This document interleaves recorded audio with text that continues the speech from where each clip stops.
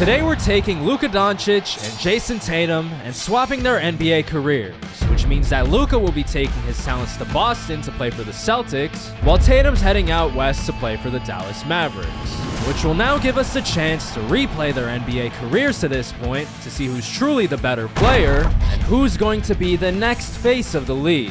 So with all that being said, their journey starting all the way back in the 2018 season, where Luka will be joining a stacked Celtics roster that's ready to contend for a title, as he'll be sharing the floor with Kyrie Irving to form a deadly 1-2 punch. But maybe most importantly would be his one-year head start over Tatum, who's going to enter the league next year as he still has to play one season overseas for Luka's old Real Madrid club. So to focus back on the NBA, we would see the Celtics dominate, storming to the second seed off the strength of Luka's 19 points and 7 assists per game, as well as the veteran Kyrie, who's averaging 26 points and 6 assists of his own.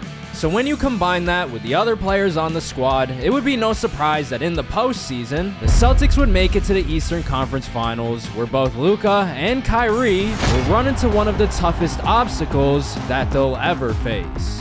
That being LeBron James, who'd take not 1, not 2, not 3, but 4 games to end Luka and Kyrie's promising season with a sweep. Is anybody really surprised, honestly? With that being said though, while it's not really an ideal finish to Luka's rookie year, he still has plenty of time to bounce back and win a championship. However, he's not the only young star with that goal, as Jayson Tatum would be making his long-awaited entrance into the NBA, immediately taking the league by storm with his scoring ability, as well as becoming the bridge to a new era for the Mavs, as he's now joining the team during the final season of the legendary Dirk Nowitzki's career. But we have a competition to track, and the 2019 season would be totally different for each of these guys, as with the Celtics roster being among the best in the league, they'd storm past Philly, Washington, and the real-life champion Raptors to make it all the way to the finals for a showdown with the Steph and Kevin Durant Warriors. While on the other hand, Tatum's first playoff run would be short-lived, as he'd run into the Pelicans featuring Anthony Davis, who would send him home in the first round. So while eventually he will contend for a title, it's not going to be today. But if we shift our focus back to Luka in the finals, he's not ending off the season as a champion either. You have to remember who he's up against. It's the Super Team Warriors featuring Kevin Durant and Steph Curry, which automatically makes the Celtics massive underdogs, which even then may have been generous, as this one's eventually ending off as a sweep. Luka and Kyrie had an all-time run just to get here, but right now they're falling short. And to make it even worse, they played their final game together, as Kyrie will be leaving the Celtics entering next year, and because it's 2020, it's about to be the weirdest one yet. As it all starts off with Tatum getting some help with the debut of Kristaps Porzingis, as well as the development of Jalen Brunson, while he himself would improve all the way up to 28 points and just under 8 rebounds per game. On the other hand though, Luka, who's now without Kyrie, would take on even more of the scoring load, up to a whopping 33 points, along with 10 boards and 8 assists per night. Now setting us up for the postseason, where the Mavs would be the 3 seed and the Celtics would be the first in the East. But here's where it's about to get tricky, as both teams would be chasing the NBA championship in the bubble in front of no fans. And on top of that, both Luka and Tatum would be going up against 2 powerhouses in the playoffs. As in the second round, Tatum would find himself staring down the real-life champion Lakers led by LeBron, who would go back and forth with the Mavs and JT to the point where the series would be tied up 3-3. We have the first Game 7 of Tatum's career. Obviously, there's a ton on the line playing LA. If he can take down LeBron and potentially have a finals run, that will be wild. While Luka, on the other hand, would be up against the Brooklyn Nets in the conference finals, featuring Kevin Durant and his former teammate Kyrie, where the Celtics would run out of gas and be sent home in 6. So with Luka's run now officially over, we have to focus back on Tatum exclusively for his Game 7 against LeBron, where both stars would take care of business as they usually do, and with the help of their sidekicks, it's only right that this one would be extremely close, as the Mavs would enter the final stretch of the game only up by 2 with just 90 seconds to play, now giving Tatum the chance to take over in the clutch and send a message to the rest of the league by taking down one of the greatest players ever. We have a 2-point game. Tatum with the ball, 90 seconds left. Tatum with the crossover, the spin, another spin, half spin, fade away, huge shot in the lane. Tatum and the Mavs, if they can hold on to this 4-point lead for just a while longer, they're making the Western Conference Finals. A step back by LeBron at the elbow. It's good. It's not over yet. Don't count them out. They were the champions in real life. Tatum with the ball. Crossover on LeBron. Has the step. Drives on AD and draws the foul. Tatum made the first free throw. Second free throw's good. It's now a 4-point game. 1:10 left in Game 7. LeBron with the crossover. Isolated on Tatum. Good defense by him, but he gets all the way into the paint. The pivot, the layup, it's good. Here we go. Tatum. Does he have a response? Number 77. Looks really weird. Driving to the basket. I thought that was a floater, but apparently it was the worst, most poorly timed lob in the history of basketball. And LA gets a lob on the other end. Horrible turnover from Tatum. LA calls timeout, 40 seconds left. I don't know what that was. Luka might have been able to make that pass. I'm not going to lie. I thought that was a floater. I don't know. Tim Hardaway Jr. with the shot of his life. I wasn't even ready for that. Nobody was. Very strange sequence of events. They're about to throw it in. They throw it into Rondo. LeBron is on fire. KCP launches one. Offensive rebound by LeBron, and he draws the foul. Now, if we're being honest, LeBron might miss one. He makes the first. LeBron's floated around 74, 75% probably. Off the top of my head, it's good. He makes both. Here we go. 30 seconds left in Game 7. This is what we play for. The crossover by Tatum. Snatch back. Another crossover. He's just kind of pulling a Julian Newman right now. Brunson with the pull-up. It's good. Tatum right now setting up his teammates. Back-to-back buckets from Hardaway and Brunson. 2-point lead. So just like that, the Mavs would be up by 2 with 20 seconds left to play. Now one stop away from a trip to the Western Conference Finals. But at the same time, the job's not finished. And if that's going to happen, they'll have to get one more stop. LeBron with the ball. LeBron, 20 seconds left. Being guarded by Tatum, he gets all the way to the basket and draws a foul. LBJ at the line. 2 huge free throws on the way. First one is off. LeBron misses the first free throw. LeBron, second free throw, trying to cut it down to 1. Missed the first free throw. The 75% I threw out earlier, it actually came true. Here we go. Dallas has to foul, or Dallas will be fouled. The pass over to Brunson. What is LA doing? Wasting time. Brunson made the first free throw. He makes the second. I'm not going to lie. Tatum's been a little bit fortunate that his teammates have been playing really well. I'm not saying that as a slight on him, but right now he's going to be tested. They pass it over to LeBron. Deep three over Tatum. It's good. What a shot from LeBron. He's being mobbed by the bench. So just like that, we have a tie game with 5 seconds left. And I'll spare you the suspense. The play is being called for Tatum here with a chance to send LeBron home with a bang. Probably should have fouled up by 3. Tatum with the ball from half court. What is he doing? Drive, do something. Deep 3 for the win. It's off. What just happened? We're going to overtime. Dallas fumbled so hard. And with that missed shot, we'd have a few more minutes of Tatum and LeBron's back and forth, leading until the final minute and a half of OT, with the Mavs now down by 3, and again, a trip to the conference finals on the line. Can they pass it down to Tatum today? What are they doing? Tatum's coming up off a screen, wide open. The best look he's gotten all night, probably. LeBron with the ball. A stop would go a long way. LeBron with the spin.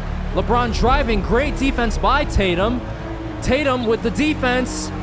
He gets the stop and the rebound. There we go. The redemption arc. He has AD on him. He's driving on AD, being aggressive, and he gets blocked. Okay, calm down. 35 seconds left. That could have been a momentum killer.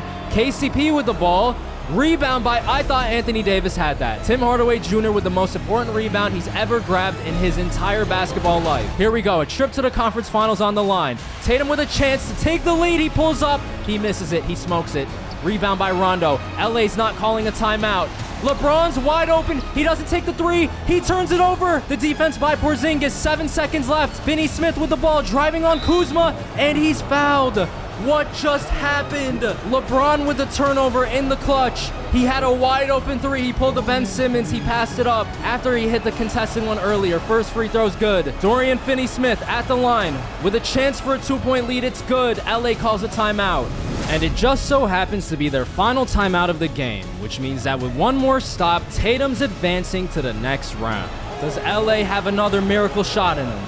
Here we go. KCP was wide open.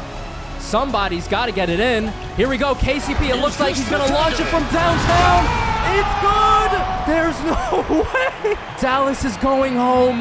What just happened? happened? I actually can't believe it. So with that heartbreaking loss, Tatum's heading home despite having the chance to close it out multiple times. And with Luka being eliminated as well, it seems like for both of our stars, the NBA bubble was just another roadblock in their way of a championship. But it's because of those failures that the 2021 season would be our most important one yet. As with each comfortably sitting over 30 points per game, we'd see the both of them in their respective conference finals, with the Mavs up against the Pelicans and Boston heading all the way down to Philly.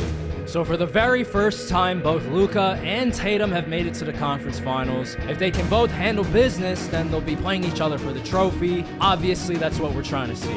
And let's keep it short. They both take care of business, as Tatum would defeat the Pels in 6, and Luka would very easily fly past Philly with a sweep. Which means that the 2021 NBA Finals would be a matchup between two of the most promising stars of the modern game. One of the two is walking away with their first title. And this one definitely has a little more meaning to it when you consider the aging stars of the past whose careers are on the back end. So whoever wins the title here will definitely have a good case for future face of the league. And it's only right that because of that, we would see an all-time back and forth. Tatum's Mavs would take Game 1, followed by Luka in Game 2, another win for JT in Game 3, and in Game 4, you guessed it, Luka would bounce back to tie up the series 2-2. And the rest of the series would never be the same. Because in Game 5, we'd see the back and forth come to a halt, as Luka would be the first to win consecutive games, going all the way in Game 5 to go up 3-2, while also making major history in the process. Luka had 52, 13, and 13. However, that's not to say that it's over, because as you would expect, Tatum and the Mavs would bounce back, as they'd head right back home and take care of business to keep their season alive.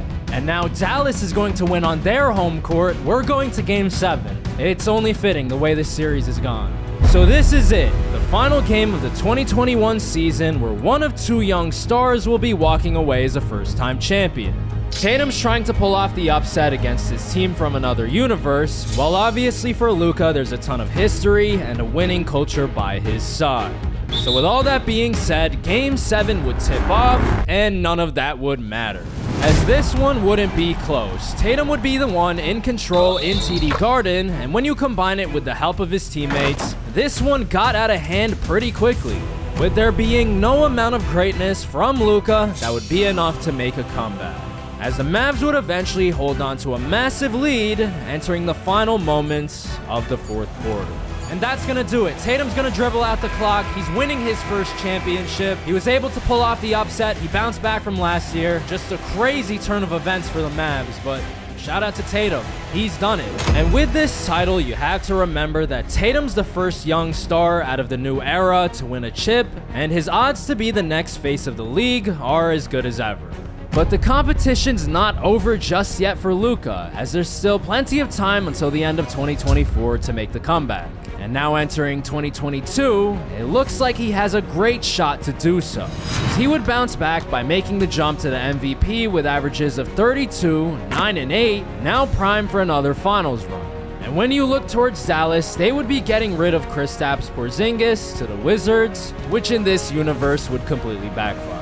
As while this trade made the Mavs better in real life, they'd be falling short to the Pelicans in the second round. So thanks to them, the Celtics would be playing a brand new opponent by the time they made it back to the finals. Maybe it's better to say someone familiar, as we'd see a repeat of the real-life 2022 finals with a showdown between the Warriors and the Celtics, with Steph Curry eyeing yet another title to add to his trophy case, while Luka's still looking for his first. And you have to assume that he's going to be the underdog.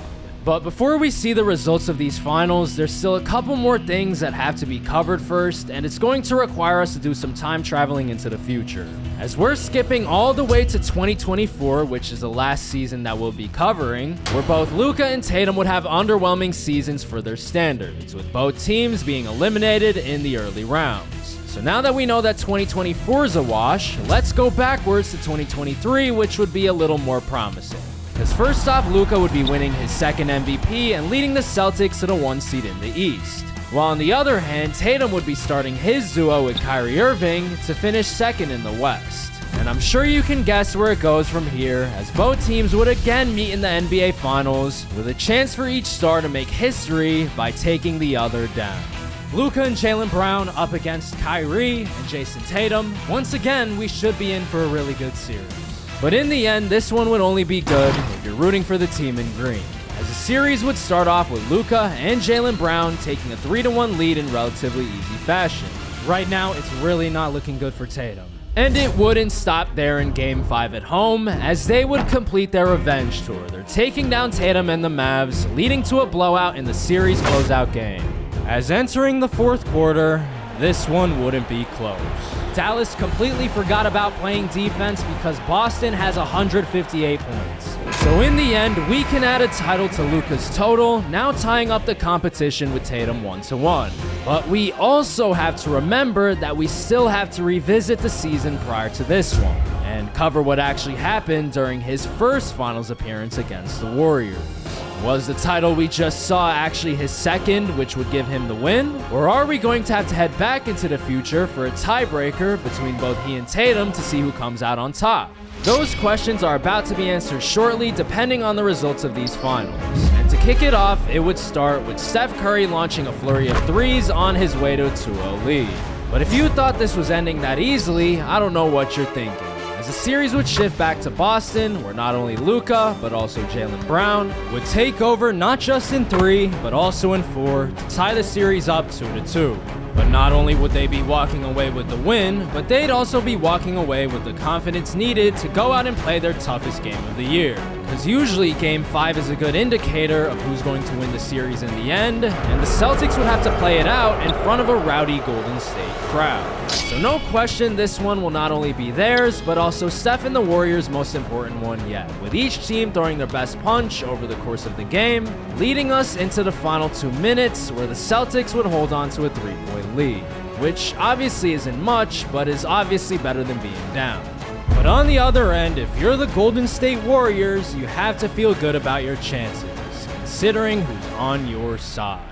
Here we go. We have a 3-point game, 2 minutes left. 2K decides that it's a good idea for Steph to be on Luka, but he gets the steal.